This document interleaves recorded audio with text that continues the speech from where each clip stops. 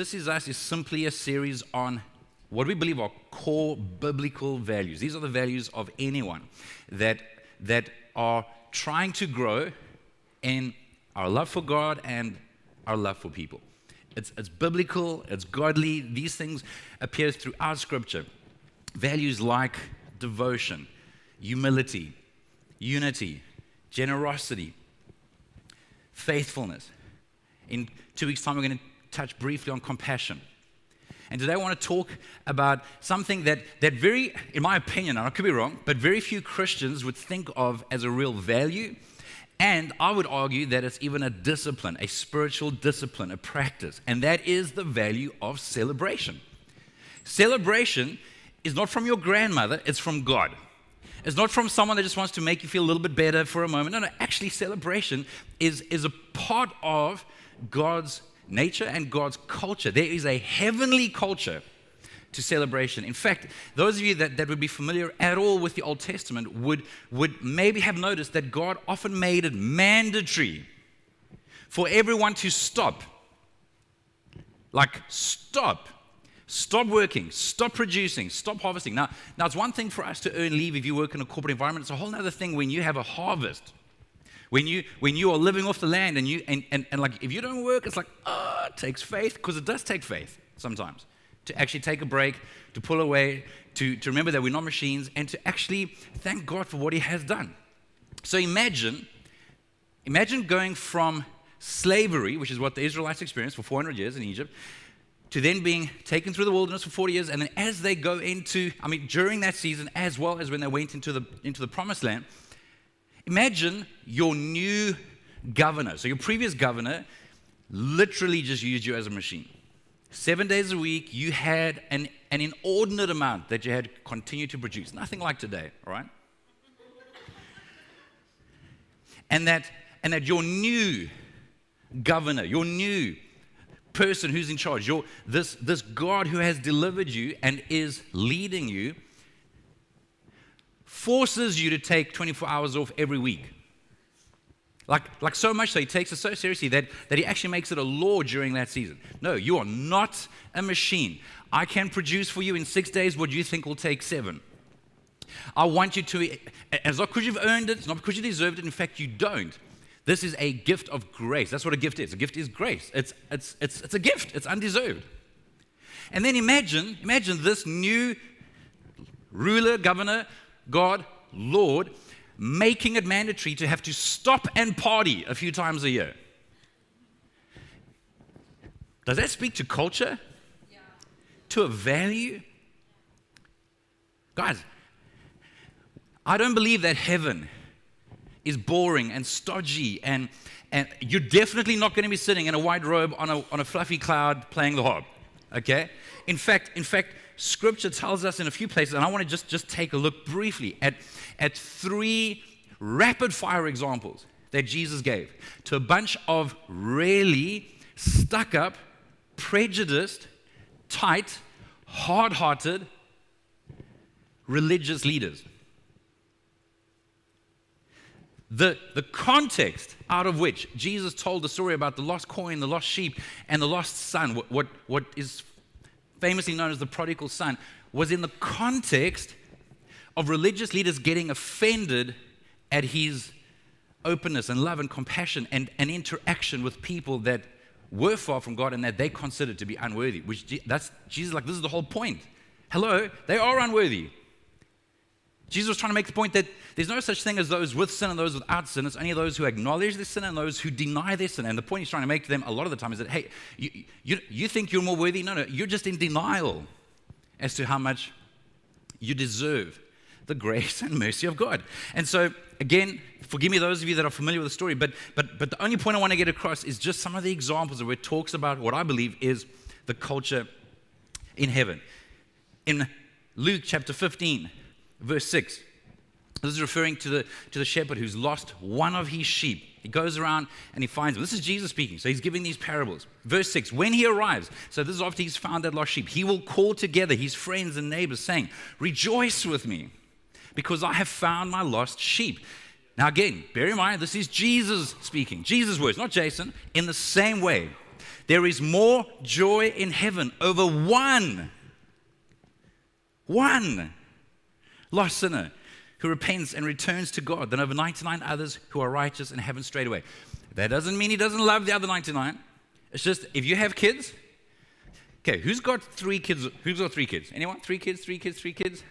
You guys are impressive. 4 kids? 4 kids? 4 kids? Anyone with 5? Holy smokes.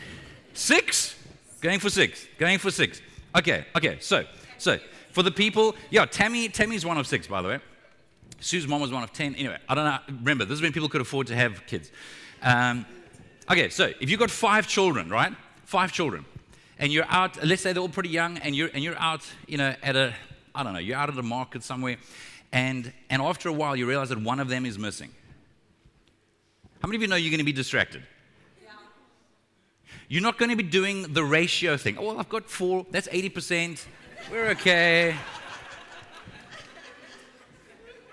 I mean, by the way, if you think like that, you're in trouble, okay? No, you are focused on the one that's missing, on the one that's lost. It's not that you don't love the 4 that you have, but this one's lost.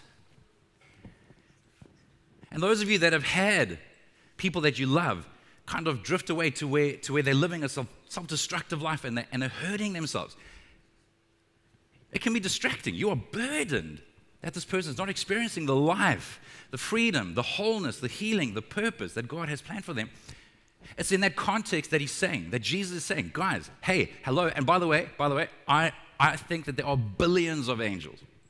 If there are billions of people, there are billions of angels. That's my opinion. He says heaven erupts into a party. There's a celebration.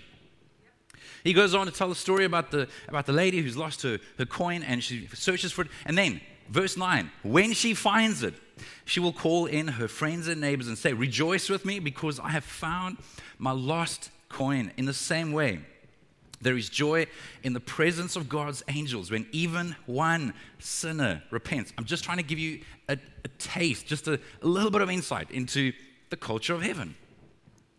Then we go on to the more famous story about the prodigal son.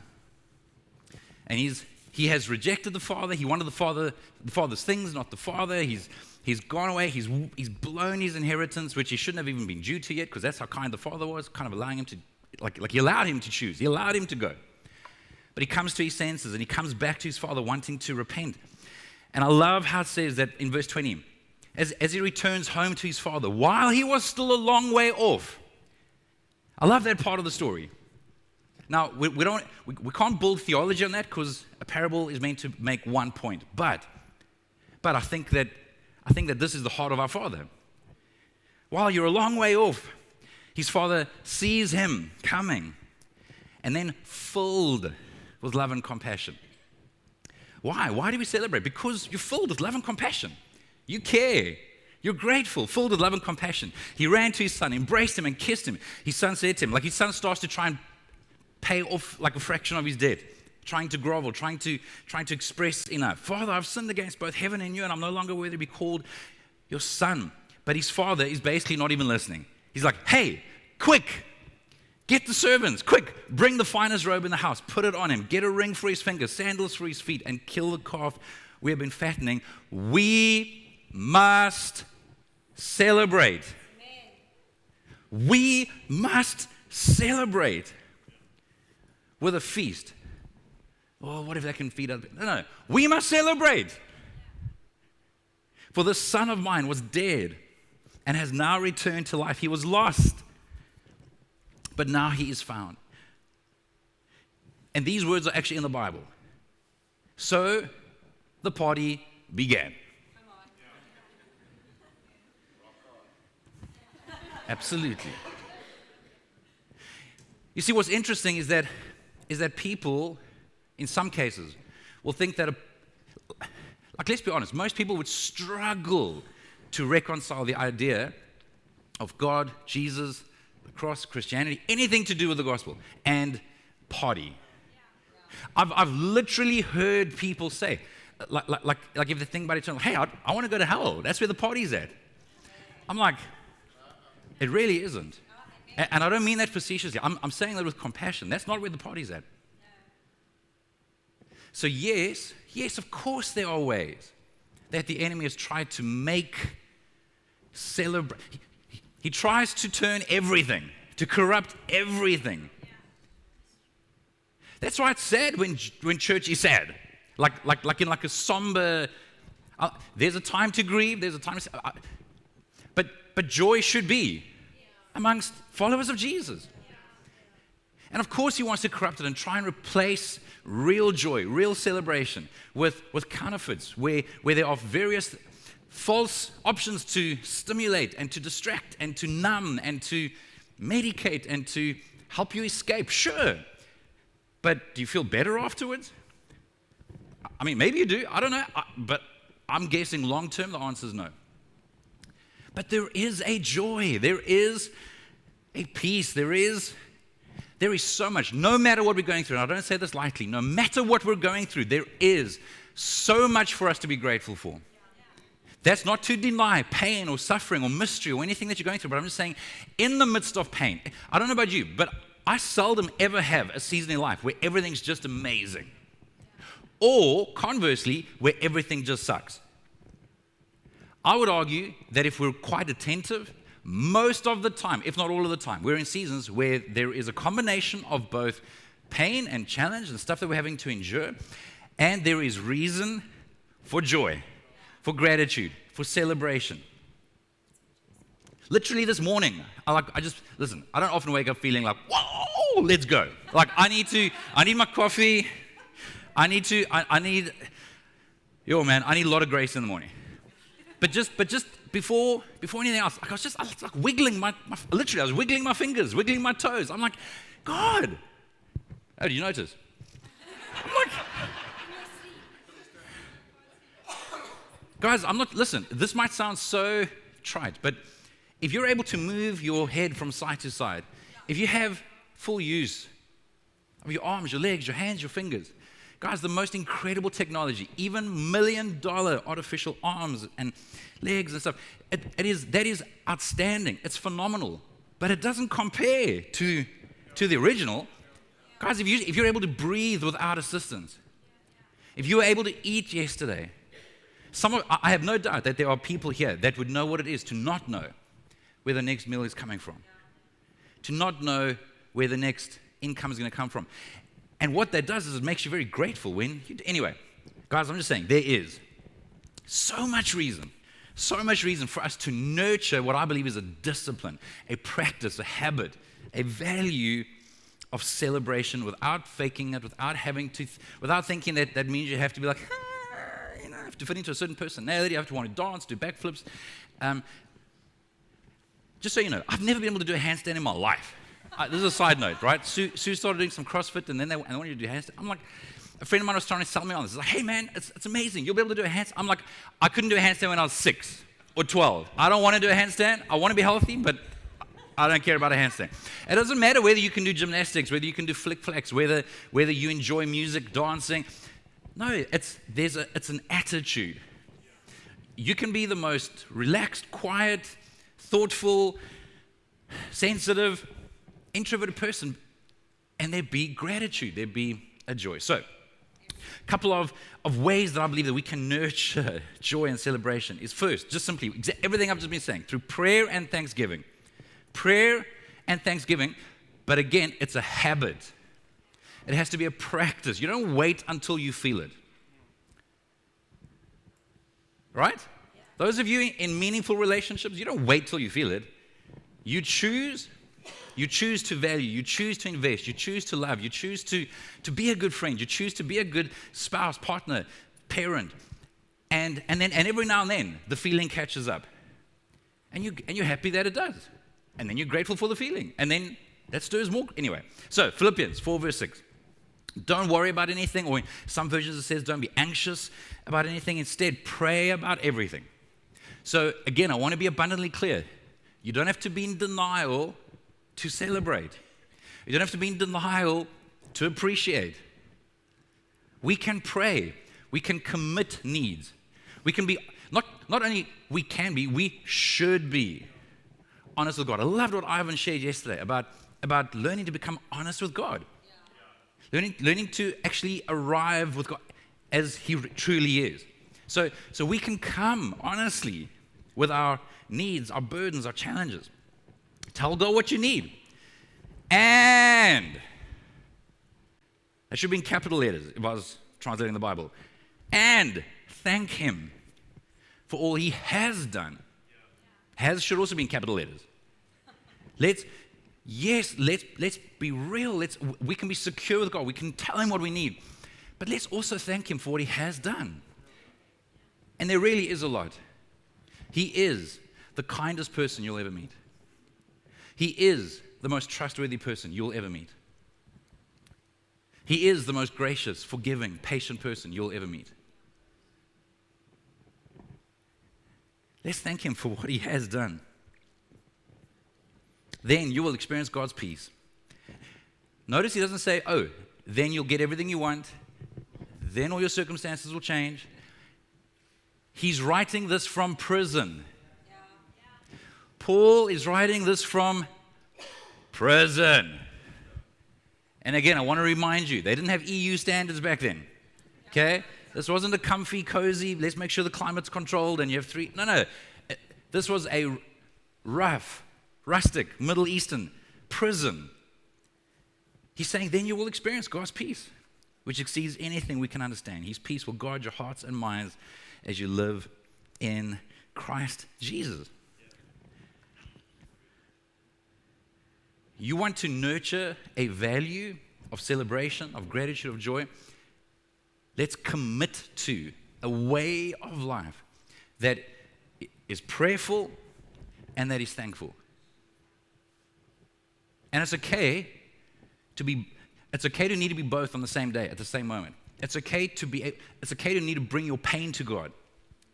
And in that same sitting, be able to acknowledge and thank God for what He has done.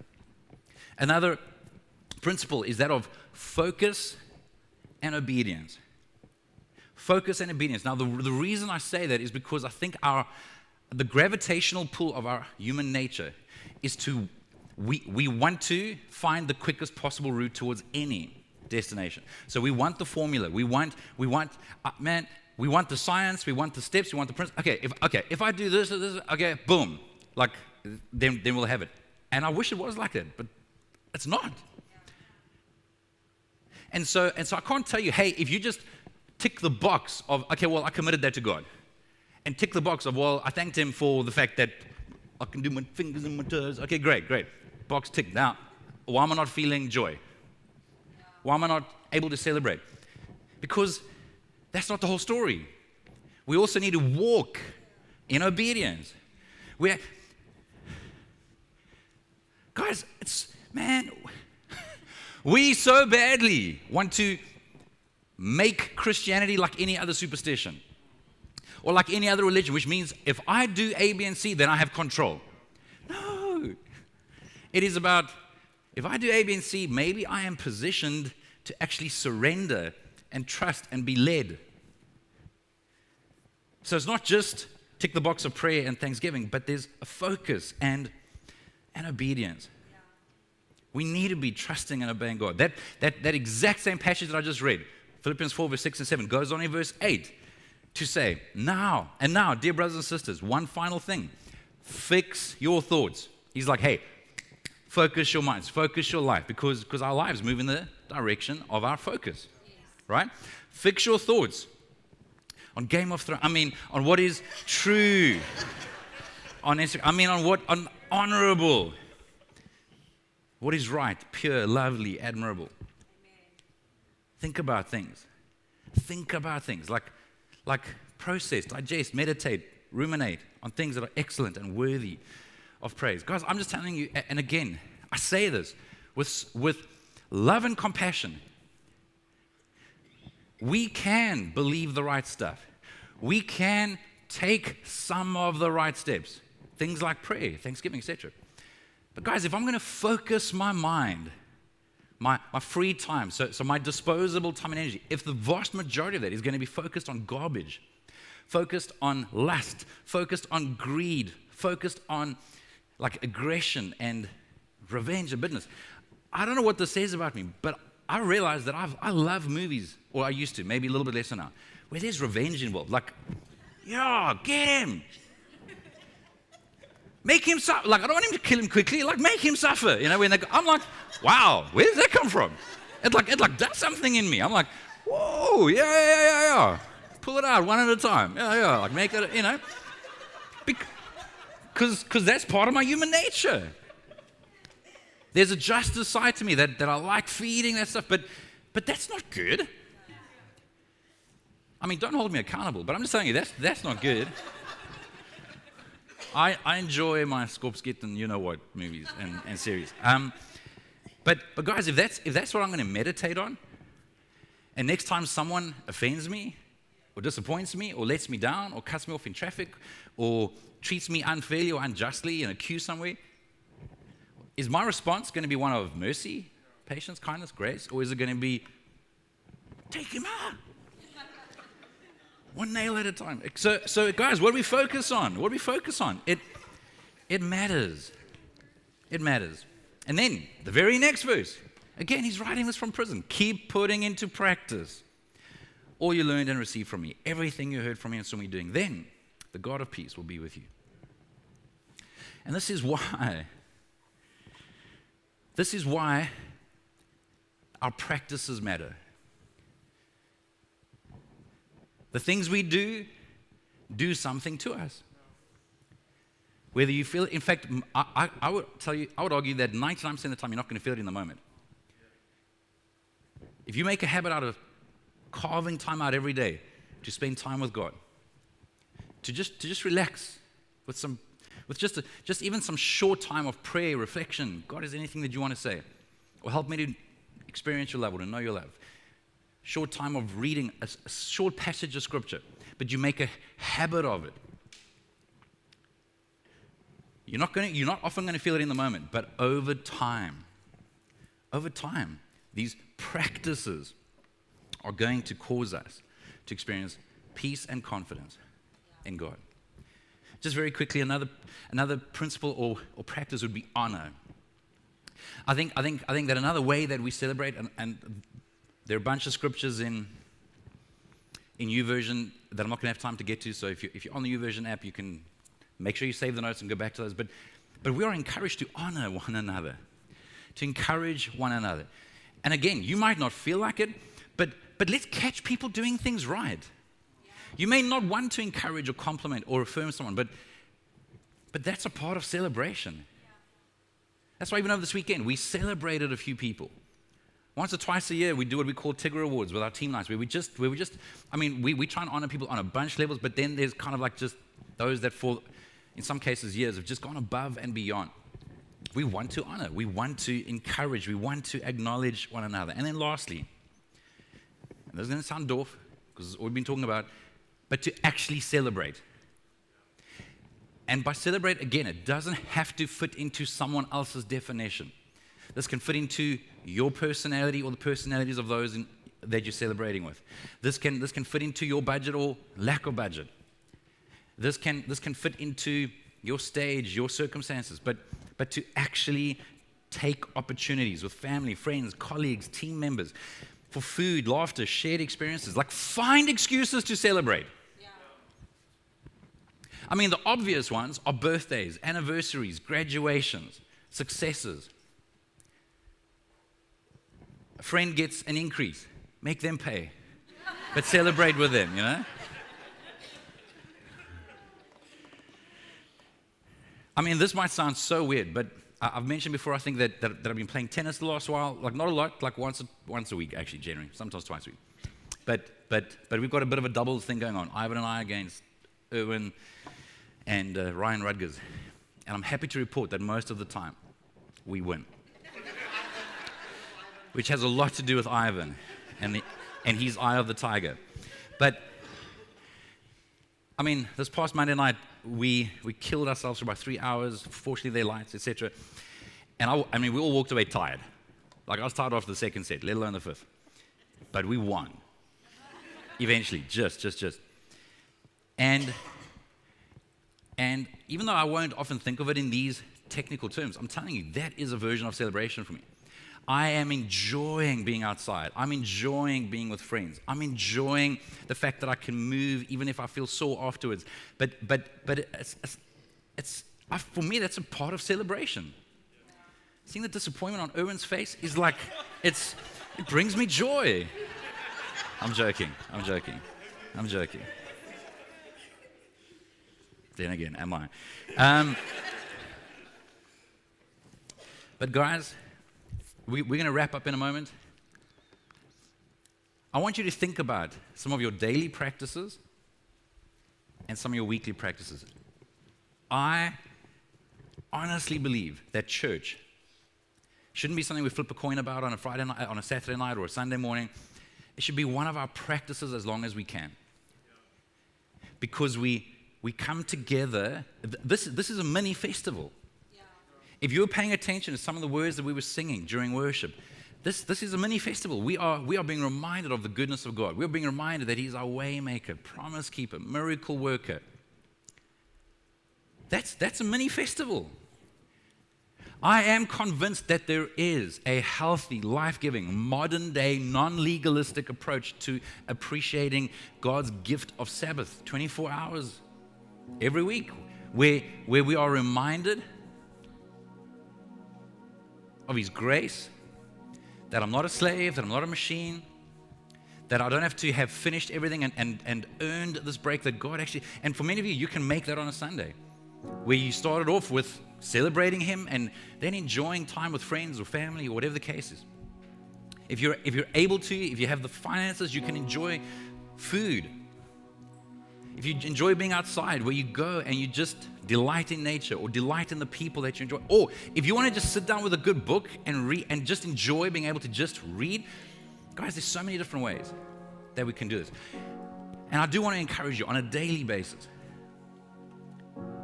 There is a way to, on a daily basis, have many little celebrations, many little moments of reflecting and expressing sincere gratitude. Maybe tonight, put your phone on flight mode if you can. Or better yet, put it in a different room. But I know that's a little bit far-fetched, so I'll lower the bar. Like, at least, listen, I don't know, by the way, if you can sleep with your phone not on silent, I don't know. Good luck to you. I have people messaging me at very inappropriate hours. And I don't want to hear them. Well, anyway, so put your phone off so that it's not the first thing that you go to in the morning when you wake up. That's the point. And before you open up your soul and your mind to the busyness and the demands and the toxicity of the world, before you open up the world, because that's what we do with our phones, just take some time, even if it's literally a few seconds before you get out of bed, and just remember something that you can thank God for. I'm very mindful that for some people, there will be nothing natural about this. You might be in a season where you're struggling, where you're just grateful that you wake up another day. I get that. So wherever you're at, but let there be something. And again, even if it's just, God, thank you that I can get out of this bed by myself. If you're able to walk to a bathroom inside your dwelling, God, thank you that unlike millions of people in South Africa, I can walk to an indoor bathroom. I can open a tap and there's water. If you're able to shower, have a bath, guys, I'm just telling you, there is plenty. If you're able to have breakfast, lunch, and supper, guys, I'm just telling you, we live in a country where that is not the norm for everybody. I'm just saying on the most basic level, there's stuff for us to thank God for. But I would encourage you to go beyond that. And when you sit down for some time with God, just to, before rattling off the shopping list or ticking boxes, just to ask God to help you to recognize and to sit in the fact that He loves you, and to be grateful that you are loved, that you are wanted. I think that there is lots for us to celebrate. Agreed?